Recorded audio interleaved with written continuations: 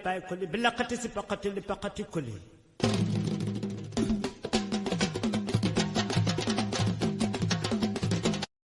تغنى بارو من تغت من بار ناي سينغ دلي ما فان ليغرتي غرلو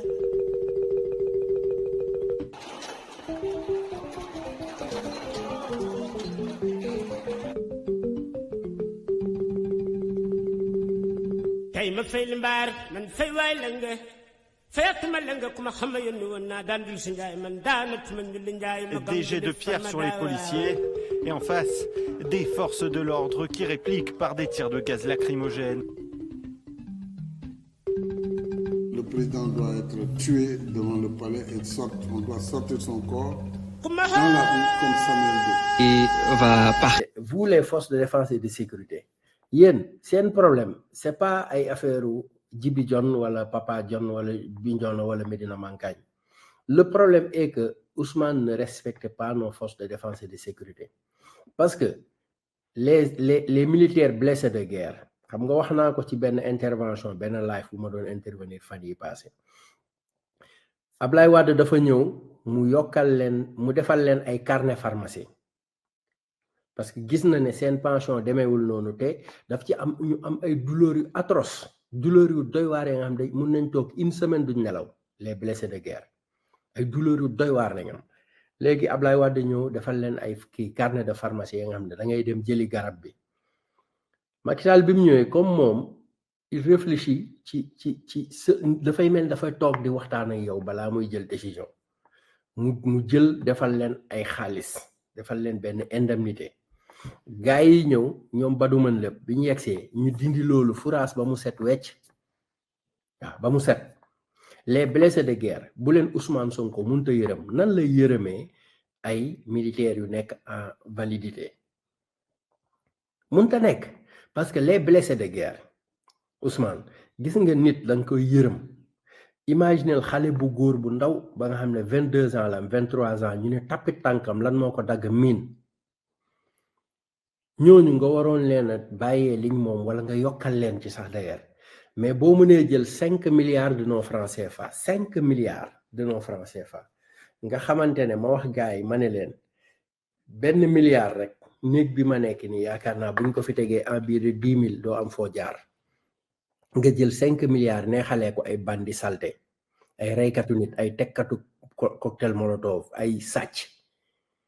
ay ña nga xam ne ay woyu lañ nga jël 5 milliards jox leen ba am ñu ci génn à visage découvert naan ñoom seen xaalis jotul wala kii ñu dagg tànk bi xam nga kii tey jii waxuma la moom rek de parce que moom il a signé on nous tue on ne nous déshonore pas kii tey métit mënu ko jaaxal nga tëj ko 100 mètres day mel ni hôtel ci moom mais le problème mooy ñii nga xamante ne tey université bii leen jël di ko kaayaase nii taal université bi taal Auchan yi taal benn bus bu defoon ay xale yu tuuti ñooñu dee ñooñu nga jël 5 milliards jox leen bàyyi ces dignes fils du Sénégal ñuy toog ci tartan bi nii ci tali bi nii naaj bu tàng bi toog nii ak seeni protège sax amuñ ko Ousmane yaakaar naa parti bi war nañ ko dagg jox ko Ousmane mu déglu ko mu war a am yërmande ci ces anciens militaires là ces blessés de guerre nga xamante ni ñii tey jii ni loo leen munti ka fay ci salaire doyul loo leen munti ka fay rek doyul parce que ñii ils ont vendu leur vie pour sauver le Sénégal dañoo jaay seen bakkan pour mun a sauver le Sénégal bu ñuy wax patriote wala ñuy wax républicain ñii ñoo tax ñu koy wax mais ñii seen tànk yi dagg ñii seen loxo yi dagg ñii seen bët yi pat waxuma la ñii rek de mais ku ci amul jabar sa yaay mu ngi ci métit bu méttee bu doy waar parce que amul benn yaay bu yeewu jàkkaarloog doomam muy raam muy kontaan doomam ba nga xam dafa bejjaaw di raam muy kontaan amul benn yaay bu koy def amul benn yaay buy kontaan ci loolu ma génn seen yaay yi seen soxna yi Ousmane ñii seen soxna yi bi leen waa ji di ñëw di takk si nekk un jantal soldat am caaj di solu di tijj dënn bi poitrine bombée mu tëb ci miin waroon na deewul ki fi nekkoon à l'époque def fi dara xanaa nag Ousmane doone lépp la Macky Sall lépp li mu def dafa bon dem ba ci sanctionné waale ñi nga xam seen yoon nekku ci muy les anciens militaires les blessés de guerre yi bu ma leen doon jël ci ci live bi yéen ñëpp di ngeen jooy kii di contrôler son dootul seetaan son bi parce que jooy lay yeggalee live bi koo ci jël dina la nettali situation yi muy dund ya nga xam ne bu la ko jabaram waxee rek da ngay découragé jabaram bu la waxee situation yi muy dund am na ñi nga xam ne mënuluñ seen bopp dara ñooñu tey lan moo tax mënuluñ seen bopp dara ils ont combattu pour sauver ce pays le Sénégal dem tëb ci miin biñ tëbee ci miin li leen dal leen ngay xaar ba ñii di dem di marche di toog ci tali bi ndax lan ndax sa manque de patriotisme Ousmane parce que xamuloo coono tu es un enfant gâté da nga juddu rek mooy loolu mais ñii tey des dignes fils du Sénégal nga dem jël say mbokk rebelle ak say mbokk bandi ak say mbokk sàcc saay jox leen 5 milliards de nos francs CFA 5 milliards yooyu nga leen jox 2 milliards yi rek biñ ko calculer parce que boo calculer xaalis bi yëpp nga dindi ci 500 000 yi Karim Xurum Xaq gedd 2 milliards 3 milliards 500 000 moo ci des 3 milliards 500 000 yooyu anamu furaas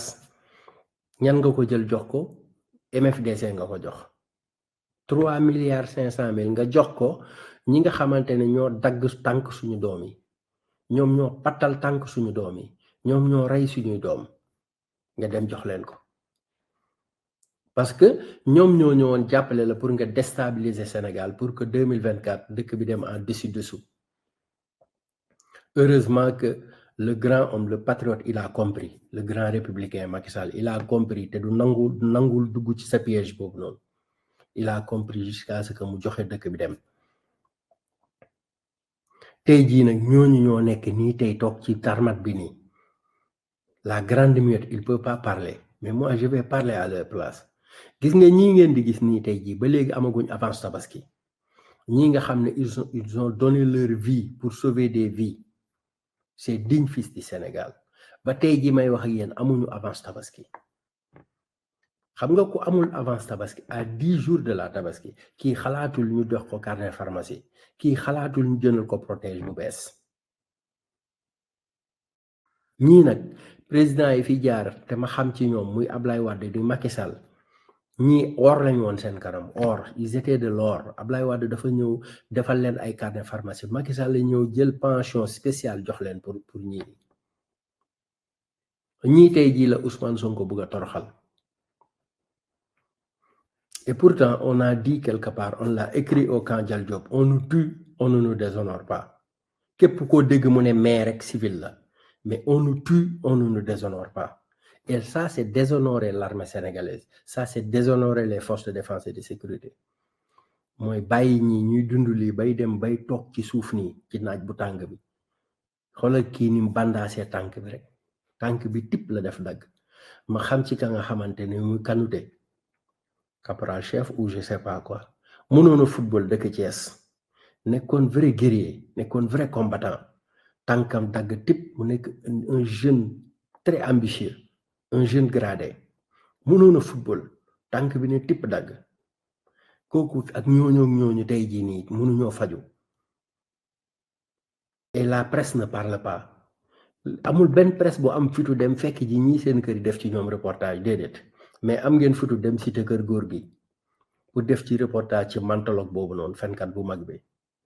dem leen ngeen seeti ces dignes fils du Sénégal ngeen def ci ñoom ay reportage ndax ñii si le pays est c'est parce qu'ils sont si le Sénégal est jusque là gars yi ces imbéciles de MFDC mënuñoo yegg si Farafeñe mënuñu romb Sénoba c'est parce que ces dignes fils du Sénégal ñoo leen tenir tête. Mam Boy merci beaucoup. Yàgg fi loolu te mu ànd ak wér ak wérle ndax yow ti respecter les anciens militaires ti respecter les forces de défense et de sécurité Macky Sall ñëw force de défense et de sécurité bi Colobane la daan dem pour jëndi tenue wala mu dem Bel Air ci camp français yi jënd tenue mu ñëw defal leen lépp dàll yu bees tenue yu bees camp yu bees taq ci la le populiste Birame Diop profito naan moom moo defar camp yi te defarul camp yi. Ça c'est le projet de Macky Sall. Ah, il a respecté nos forces de défense et de sécurité ba ni mu fiy jógee. Actuellement nag il souffre. Man nag je suis votre porte-parole, je suis votre ambassadeur et je vais parler. Moi je suis là pour peuple bi nga xamante ne ñu ngi leen di bëgg a marginaliser. Je suis un républicain. Je suis un républicain. Et kenn mënu ma tere wax. Kenn amul benn doomu aadama bu ma teree wax mënta nekk. Amul ku ma mën a teree wax mënta nekk. Yónni leen ay missile yónni leen ay bomb yéen a xam lu ngeen mënta def leen. Man yàlla moo may sàmm ak yéen ñii di ma seetaan di ma bëggee yéen ñi di kontaan ci man ak seen ñaan yi di ñëw maa ngi leen di wax amin te yàlla nañu yàlla dimbale ba ñii ñu teel ñoo abal muy usu ak le watchman du palais gardien palais bi ñooñu nañ ñu gaaw a abal pour que au moins quelqu'un qui aime le pays qui aime le Sénégal qui cherche la paix dans ce pays ka nga xamante ne il n'est pas un populiste ka nga xam ne taawam tuddul dictature. Parce que je ne cesse de vous le dire. La fille aînée du populisme, c'est le dictateur. Et Ousmane Sonko, c'est un grand populiste. État de dictature. Parce que ce qu'il est en train de faire dans ce pays-là, ce n'est rien d'autre que la dictature. Vous l'avez la dictature. Parce que effacer. Amin Dada, Sidi Amin Dada ou je sais pas Samin Amin Dada, peut-être les gens vont commenter en bas pour que je lis le nom correctement ou bien peut-être ñu teg photo bi. Kooku moo nekkoon un tyran africain, un dirigeant africain ba xam c'était le plus grand dictateur bi Afrique musta am. Kooku moo doon utiliser ay mots effacés. Ay mots effacés. Ousmane l'a utilisé dans l'hémicycle Assemblée nationale fi nga xamante ne tey jii nii Diomaye yàlla bu mu am mais Diomaye tey bu amoon indisponibilité El Malick a koy remplacer El Malick ñàkk fayda un premier ministre toog naan je vais effacer des chroniqueurs des dignes fils du Sénégal man ma bokk ci Abdou Nguer bokk ci di seetaan waa ji muy def lu ko neex parce que vous avez peur de lui kii du dara. Nenu baxal sax ko gën a dëgër wallahi walazim du tous faut pas avoir peur de lui gis nga nenu baxal bu Bougane Gueye Dany moo gën a dëgër waa ji nii taxaw ni kii du dara c'est un poltron parce que tapet mooy mottale ko mystique ragal mooy mottale ko mystique Ousmane gis nga mystique bés bu ci ni demee rek c'est parce que tapet la ndax mu ngi bokkaale yàlla te yàlla tapet rek koy bokkaale.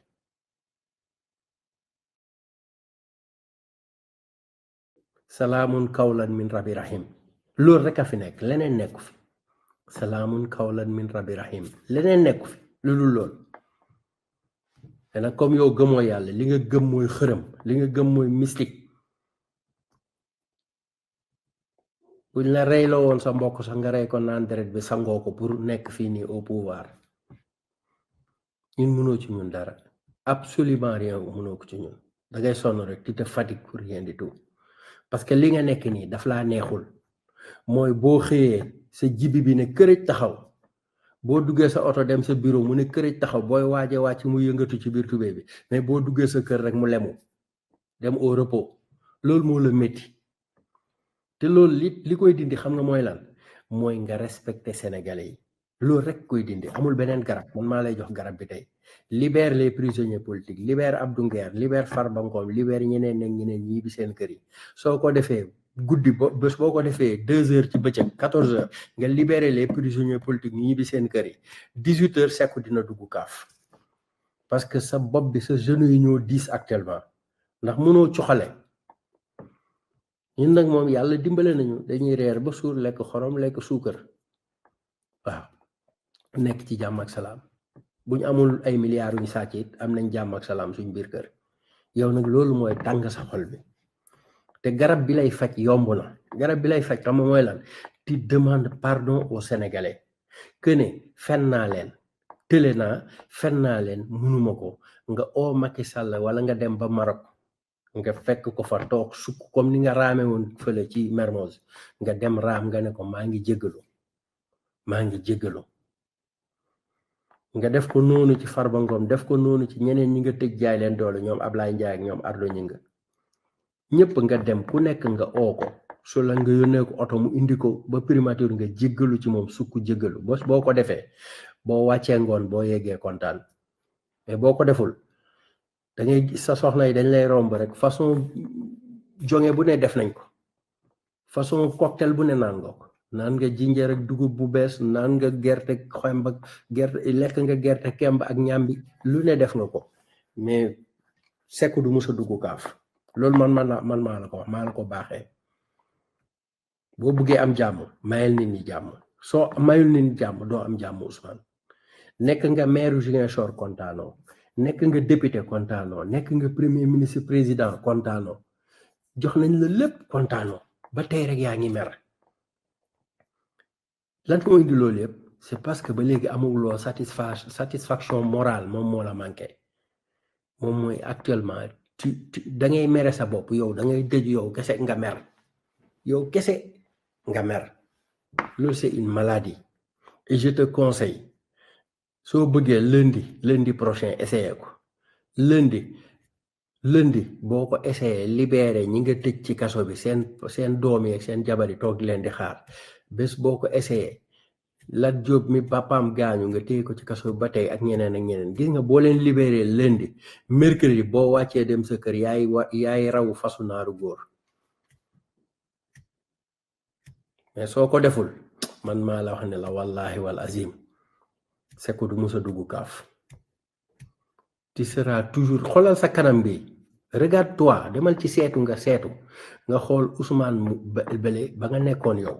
en 2014 ak Ousmane bi nga nekk tey en 2024 2014 tu n'avais même pas un salaire de 600 000 ou bien 600 et quelques mille la yemoon bañ lay daax seetul sa bopp 2014 boobu ak tey jii en 2025 tu es le premier ministre de tous les Sénégalais y compris man mi mais ba tey jii yaa ngi lëndëm crous xoolaatal sa bopp ressaisis-toi il n'est pas encore trop tard ressaisis-toi libère Abdou Nguer il t'a rien fait ak baaxul te ak boobu mun na dal sa kaw ba pare laalaale Sénégal parce que jël benn xale ba nga xam ne defu la dara Ali wala kasri defu la ko tëj ko ci kaso bi rek parce que tu es le premier ministre président tëj ko ci kaso bi jël Farba Ngom tëj ci kaso bi parce que c'est le maire de Agnam te bu nekkee ci biti doo gagné Matam élection locale yaa ngi koy préparé Mansour Faye gagné da nga koy tëj ndax lan parce que c'est le maire de Saint-Louis te bu nekkee ci biti doo gagné Saint-Louis nga dem tëj keneen ki ku sant Diop maire de Louga Moustapha Diop nga foog te ak yooyu dina la jik Ousmane non du la jik wallahi du la jik man maa la wax ne du la jik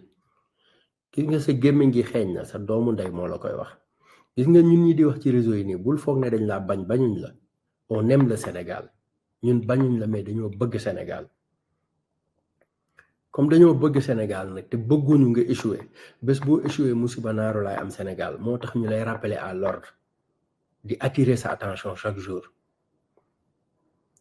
mais quand les gens parlent de la vérité yow tu penses que nit ñi dañ laa bañ nit ñi bañuñu la imagine ki ci digg bi di Farba Ngom il est malade nga téye ko ci prison bi ndax lan ndax yow yaa am doole yow yaa am armée yaa am police yaa am gendarmerie keneen ki Tahirou Sarr nga tëj ko ci prison bi ndax lan yow yaa am doole keneen ki di doomu président Macky Sall nga ne ko boo tegee sa tànk ci dëkk bi ma tëj la kaso yàlla rek la dooleem dul jeex Mor Kala tudd xaw ma xaaral ma delloo la fële sans limite wala xaw ma je sais pas parce que yow da ngaa xamadi di saaga nit ñi ñun ñu ngi wax ci nit ñi ngay ñuy saaga ñun bu dee Ousmane Sonko quelque part dafa musoon nekk sa papa nga wax ñu ko quoi ñun Ousmane musul nekk suñ baay te ñaanuñ yàlla sax am ku jege Ousmane Sonko waaw Mor xaw ma lan la tudd nguy da baax baal ma de bloqué waale naa la sax ba may bloqué Mor ka xaaral ma débloqué nguy da baax parce que nguy da baax moom bu baax la mais yow Mor moom xaaral ma yóbbu la vacances parce que dangaa xamadi waaw di wax rek ne Ousmane paa bii ñu wone nii di Ablaye Wade opposé wu na Senghor nopp moom ak borom boobu juddoowuñu opposé na ko ba num fiy jógee Senghor jóge fi jox Abdou Diouf jóge fi jox Ablaye Wade n'a jamais musul toog di wax ay waxu Abdou Diouf bi mu ñëwee jël dëkk bi lim njëkk a def mooy lijjanti ji lan mooy defar Sénégal lan mooy jàppale Sénégalais yi loolu la réglé ji après Abdou Diouf Macky Sall ñëw remplacer la yow bi mu la remplacer yow sa bopp yaa ne 3 mois Macky Sall du fay salaire Macky Sall ñëw 21 jours mu wàññi dund bi 2e mois mu yokk salaire yi c'est ça un président Diomaye yow laay waxal jéemal lijjanti non satisfaire Sénégalais yi moo gën nga làqatu ci ginnaaw palais bi dinaan da ngay renforcer les kii du premier ministre boo ko renforcer en so what ça va diminuer le coût de l'électricité ça va diminuer le kilo de riz ou bien de l'huile boo renforcer dooley premier ministre dooleem boo ko remplacer premier ministre ba nga xamante ne Mali Burkina Niger Rwanda Guinée-Bissau Guinée-Conakry Mauritanie foofu la mën a yem kooku boo renforcer ay pouvoir am fan lay toj ka nga xam ne mënul ñëw France mënul dem États-Unis mënul dem Chine mënul dem fenn ci Occident bi foofu rek la mën a yem Cité Kër Góor gi Petit Palais ainsi de suite taxawaalu ak monument monument Renaissance.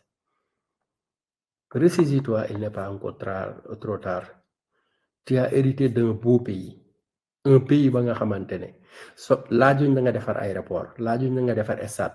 laajuñ la nga defar benn infrastructure ni tali ni BRT ni TER liñ la laaj rek mooy fexeel cohésion sociale bi nga defar ko fexeel ba industrialiser ce pays là fexeel ba dund bi wàññeeku loolu rek lañ la laaj loolu mënuloo ko mais yow tey fi mu ne nii kumba projet samba projet ku bokkul ci projet bi ñëw bu la procès kese maire yi ngay xuxataal yëpp bu ñëpp meloon ni Mame Boye Diao kenn du leen tëj maire yi MAIRE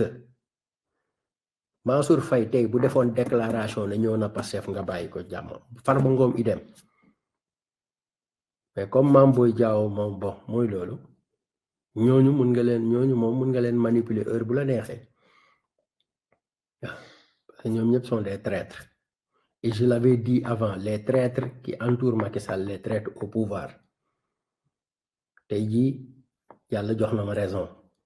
waxoon naa leen ne wuri au plus tard mois de juin laa leen joxoon deadline tey la le 25 mai mois de juin laa leen waxoon au plus tard di ngeen dégg ne wuri rejoindre na CAFTEF waaw tey ji gis ngeen ko dugg na ci CAF bi bu mu leen bett nag prochain remaniement comme moom lañ yónni woon temps yi mu nekk envoyé spécial bu Pastef fii ci France xanaa bii pas kenn du génn nag naan ay Sarr moo waxoon ne wuri dugg na palais duggul palais que gouvernement bi wuri du ci bokk gouvernement bi wuri da ciy bokk parce que da ngeen tële amu leen xam-xam vous avez besoin de lui intellectuellement il est bien mais c'est un traître parce que l'ami de mon ennemi est mon ennemi point final y a pas autre chose donc foofu laay yem ak yéen bàyyee leen ak les réalisations de Macky Sall ngeen gis que ne kii au moins il a fait ce pays bokkul ak ki nga xamante ne il est en train de casser ce pays de diviser ce pays bokkuñ ñoom ñaar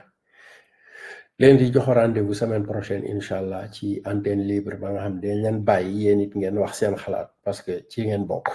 waaw vive le Sénégal.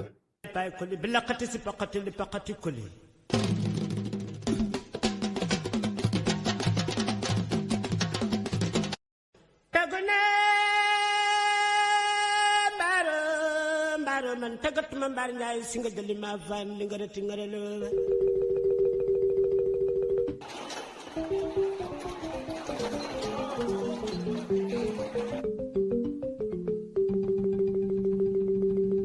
tey ma fay li mbaar man fay waay la nga fayatuma la nga kuma xam yónni woon naa daan dul si njaay man daanatuma ñu li njaay ma des jets de pierre sur les policiers et en face des forces de l'ordre qui répliquent par des tirs de gaz lacrymogène. Le président doit être tué devant le palais et on doit sortir son corps dans la rue comme Samuel Doe. Et va